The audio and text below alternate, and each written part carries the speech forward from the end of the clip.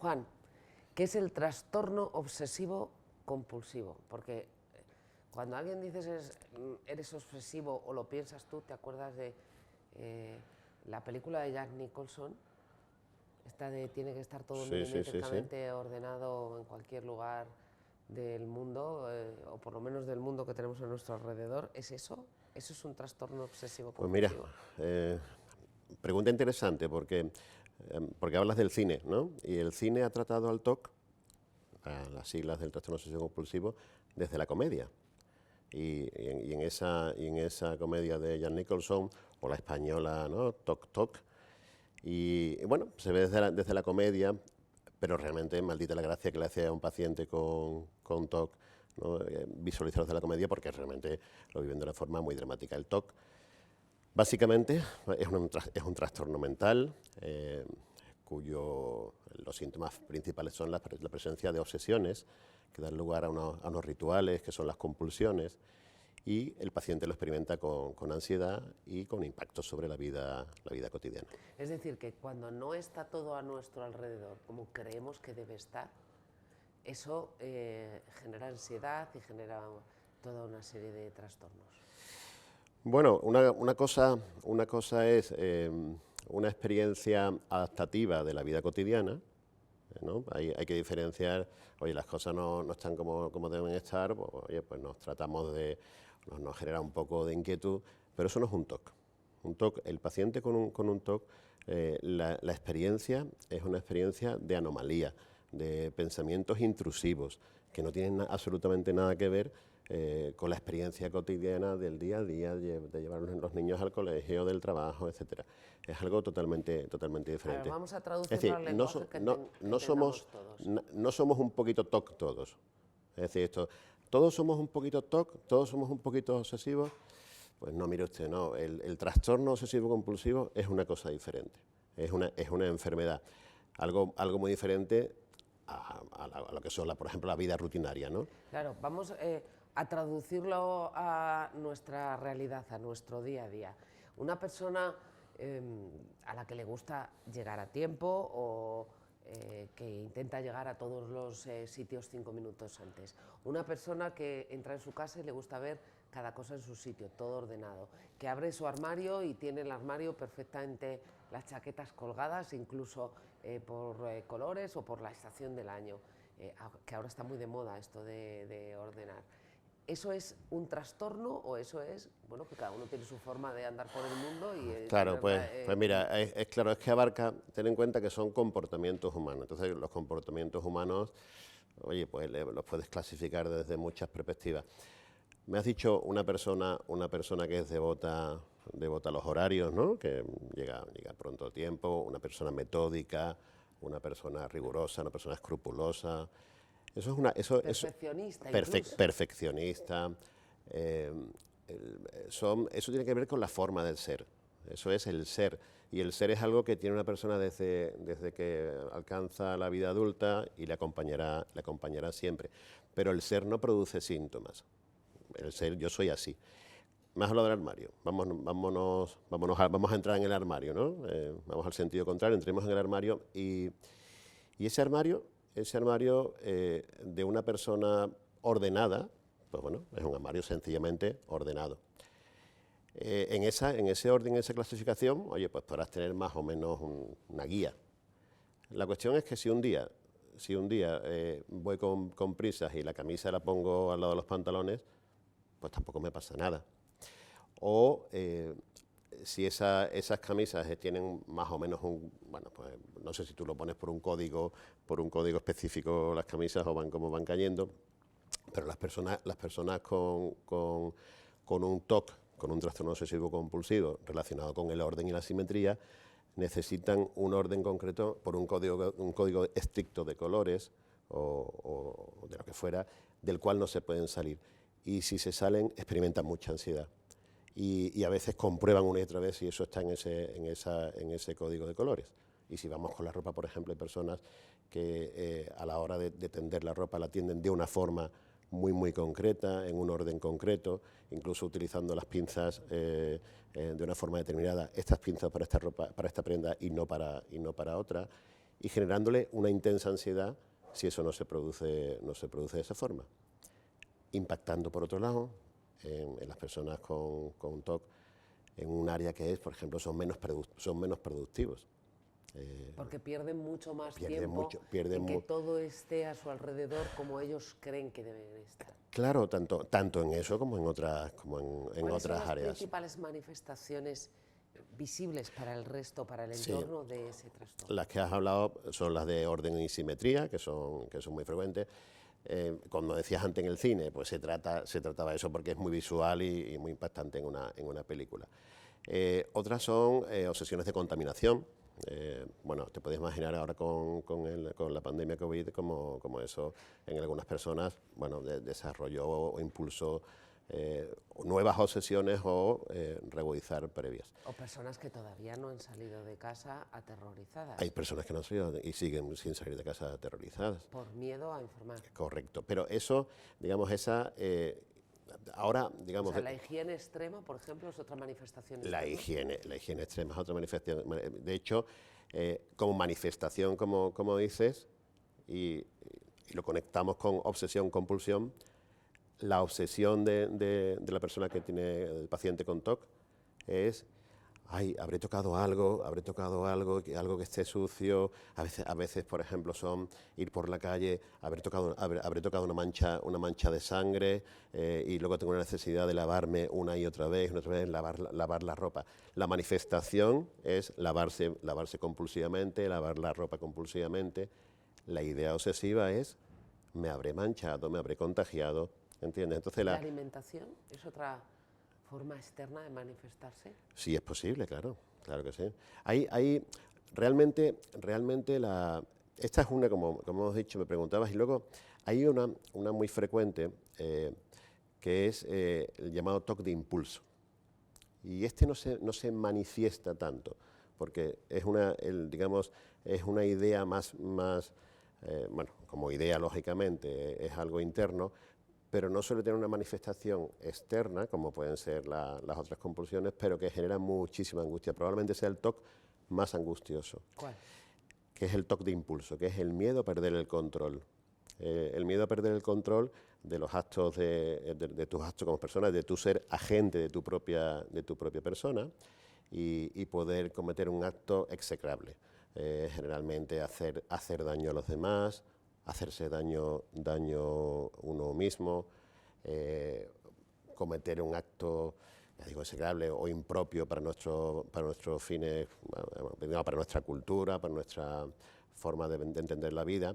Imagínate que yo estoy contigo aquí y estoy pensando en la posibilidad de que yo fuera incapaz de contenerme y pudiera o agredirte o tener una interacción sexual contigo inapropiada, que yo sé que es absolutamente anómalo, pero me genera una gran ansiedad.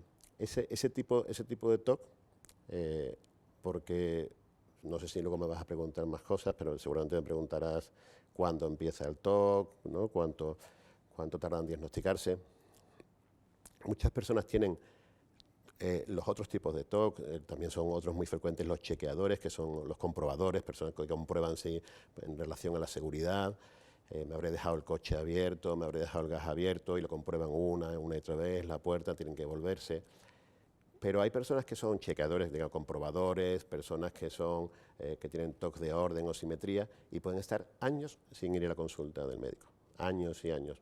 Oye, estas son cosas mías, son mis manías, se entiende así.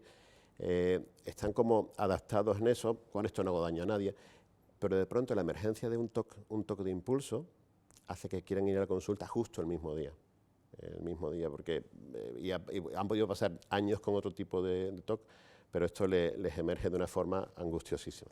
Si estos son mis rutinas, estos son mis manías, en el caso de que sean manifestaciones físicas, al final es tu entorno quien te puede llevar a la consulta. Correcto.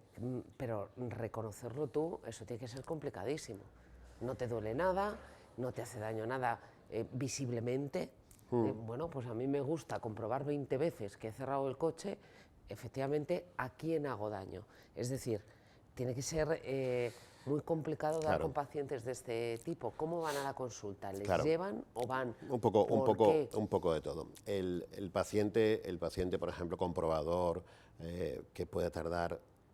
Hay pacientes que necesitan, o que tienen una idea, porque la obsesión, las ideas obsesivas, siempre si ponemos el sustantivo duda, está presente. Dudo si cualquier cosa, ¿no? Dudo si me puede contagiar, dudo si puedo contener mis actos, dudo si esto lo he ordenado correctamente, siempre duda. Pues, por ejemplo, te puedes imaginar un paciente con un TOC que duda si está bien, bien limpio, ¿no? Me he duchado bien, habré tocado sin querer algo en la ducha y de pronto Al final de tanto no estoy bien ducharse, la tocado. piel pierde Bueno, te comprenderá, pierde las defensas. bueno, pierde todo, ¿no? Pero aparte, sobre todo, pierden tiempo. Y porque, vamos, yo tengo pacientes que necesitan irse a la ducha cada vez antes, que para salir a trabajar a las 8 de la mañana tienen que levantarse a las 5 de la mañana, para poder llevar todos los rituales eso. Bueno, pues ese paciente, aunque nadie se lo diga, luego finalmente va a comprobar que su conducta es desadaptativa. Afortunadamente, iniciativas como esta, ¿no? Poder hablar de esto, yo creo que hay más sensibilización a nivel general, y ya las personas saben lo que es un trastorno obsesivo-compulsivo, saben el impacto que tienen en sus vidas, y saben que tienen los profesionales a los que tienen que acudir, a los que ya no hay tanto tabú. A veces la familia es un agente fundamental, porque observa esos comportamientos. Y esos comportamientos son observados por la familia. ¿Por qué tardas tanto tiempo en el cuarto de baño? ¿Por qué te has vuelto otra vez de eso? ¿Por qué llegas? En fin, todos los comportamientos que hemos hablado, y que finalmente son observados por la familia, que también son agentes, lógicamente, de salud, como no puede ser de otra forma. ¿Cómo surge algo así? ¿Es la educación? Bueno, mira, para no pillarnos los dedos, siempre en las enfermedades mentales pensamos que hay una base neurobiológica, luego está base del desarrollo y el ambiente, ¿no? Las bases neurobiológicas en el TOC están más que demostradas, ¿no? Bases neurobiológicas y factores hereditarios. Es frecuente líneas familiares con muchos TOC en la familia. Entonces, esa base neurobiológica existe. Y existe de forma que incluso en familias como muy estándares, en familias organizadas, familias bien ensambladas, empezamos a ver que empiezan a emerger comportamientos obsesivos en niños muy normalitos, de familias muy normalitas, sin hablar de familias desestructuradas ni familias tremendamente normativas, que es igual, entiendo que sería tu pregunta, ¿no?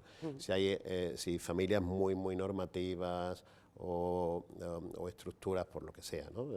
Muy rígidas, en las que tienes muchas obligaciones. Sí, o estrictas moralmente, Claro. pues eso. Bueno, pues probablemente sean factores acompañantes a una predisposición neurobiológica al TOC. La falta de libertad para desarrollarte como... Sí, pero lo que ocurre es que entendemos que eso son factores, por supuesto, muy importantes, pero son factores, digamos, acompañantes, o que sobre una predisposición pueden hacer emerger. Y la predisposición TOC. es neurológica, ¿no? Bueno, es neurobiológica, podríamos decir, digamos que, pero entiendo como todas las enfermedades. Todas las enfermedades tenemos una predisposición de base genética que tenemos en nuestro organismo, y que luego hay algo que nos desarrollará. Por ejemplo, si tú oyes la noticia de una persona de tu entorno que cometió suicidio, pues bueno, pues te disgustará más o menos en función de tu grado de, o bien lo escuchas en televisión, o escuchas en televisión, o ves en televisión a alguien que cometió un parricidio o lo que fuera. Bueno, son noticias que vemos que nos impactan más o menos, pero bueno, vamos dando paso a otras cosas en nuestra vida. La persona con una predisposición, con un TOC, de pronto esa noticia emerge, impacta y desarrolla el pensamiento intrusivo, angustioso de ¿seré yo capaz de volver a hacer algo como esto? Entonces, por eso te decía ahí, factores, un factor, sin embargo, la mayor parte de las personas oímos una noticia de esto, nos impactará más o menos, pero No nos metemos en el papel no nos ni del meteremos en el agresor ni de la papel. víctima. Bueno, pero igual nos meteremos un poquito durante eso, pero luego, oye, la cotidianidad nos lleva a otras cosas, al trabajo, la vida, etcétera.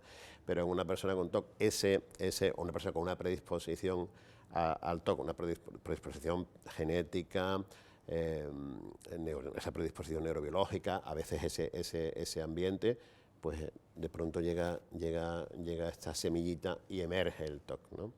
Otras veces emerge sin que nada lo haya provocado. O sea, que no tiene por qué haber un detonante concreto. No tiene por qué haber un detonante.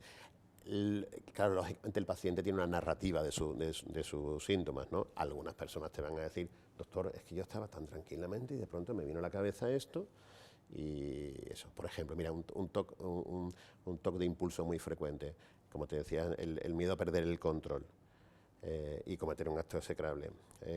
Yo voy con mi coche conduciendo y de pronto tengo la idea de que puedo dar un volantazo y meterme contra el coche de enfrente, ¿no? La persona empieza a desarrollar un temor a que esto ocurra, que empieza a angustiarle, a limitarle la posibilidad de conducir. Sin embargo, yo te digo a ti esto... Y favorece y que seguramente, en un momento dado sí. Vaya conduciendo y pegue el volantazo, por ejemplo. Es decir, obviamente son peligrosos para ellos mismos porque se están haciendo daño. ¿Son peligrosos también para su entorno? En absoluto. Hay que pensar que son las personas con TOC no son sus ideas. Las personas con TOC tienen unas ideas anómalas, pero ellos no son sus ideas. Probablemente, digamos, cuando hablamos de este TOC de impulso concretamente, son personas que tendrían tanto miedo a perder el control, es decir, que realmente está justo en la línea contraria a la que sus valores, justo es por lo que le da miedo, ¿no? Y emergen esas ideas. Por ejemplo, una persona que fuera babysitter, ¿no? Una persona que ayudase con tu hija, dice, pues perfectamente será, la persona con mayor seguridad que él podría tener sería una persona con un TOC de impulso en absoluto. En absoluto presentan un peligro para los demás, nunca. ¿Cuál es el perfil tipo? Fíjate que un médico diga nunca, ¿eh? Sí. Eso es muy raro. ¿Cuál es el perfil tipo de una persona? ¿O no lo hay? ¿No hay un retrato robot? ¿Le puede ocurrir a un niño, a un adulto? Mira, los estudios dicen que no hay diferencia entre sexos. Algo más frecuentes en varones en la infancia y la adolescencia, pero luego más o menos se iguala. Como muchos trastornos mentales, hay hasta un 10-20% de los trastornos mentales del adulto que comienzan en la adolescencia. El TOC es verdad que si uno repasa empieza a ver algunos detallitos en la infancia que eran como unas obsesiones, que eran como a veces como juegos, como esto que hemos hecho con las matrículas a veces, ¿no? O con los colores, y, ¿no? Si cuando pase un coche rojo con líneas amarillas y letras verdes, vuelvo a ponerme a estudiar. Con lo cual voy a estar 3 horas sin estudiar. Ah, tremendo. O sea que esas cosas que parecen juegos de niños pueden indicar que tienes predisposición a desarrollar un trastorno de esas características, yo creo que no necesariamente tiene que ser así, hay que obviamente. confundir, pero esto es cosa que hemos hecho todos, o este juego con los números, con las matrículas, con tal. Pues en una persona, iba a decir normal, que no me gusta decir normal, ¿no? Pero una persona que no padezca TOC, bueno, pues se le irá de la cabeza y haces el jueguecito. Yo lo recuerdo. Te estoy andando por la acera de no pisar las rayas, cuando hay a lo mejor baldosas, cosas de esas que son juegos de niños. Claro, eso es un juego de niños, que de pronto si pisas no pasa nada. Claro. Y se acabó. Yo recuerdo cuando era estudiante, vivía en un colegio mayor y claro, que tenía tan pocas ganas de estudiar que me ponía en la ventana. Decía, cuando pase, yo te digo, hombre, es verdad que tampoco ponía coches imposibles, pero... ¿no? Eran coches poco frecuentes. Un coche, cuando venga un coche, un Mini con lunaritos, entonces... Pero bueno, pero luego eso no supone un problema, puedo pasar de ello, ¿no? ¿Tienen cura? Pues mira... le haces esa pregunta a un médico. Sí, pero es que cambiar de hábitos es muy complicado, ¿no? cambiar de hábitos es muy complicado. 21 días dicen, ¿no? Que para cambiar los hábitos. Dicen. Pero esto no es un hábito, esto es una enfermedad. Me preguntas como médico, ¿tiene cura? El concepto de cura en medicina es te voy a dar o vas a recibir un tratamiento y durante 3 meses y no lo vas a tener más, pues depende. Hay personas que tienen TOC episódicos, que tienen un episodio de TOC y volverá a tener unos años después o nunca más, pero lo más frecuente es que haya recurrencias.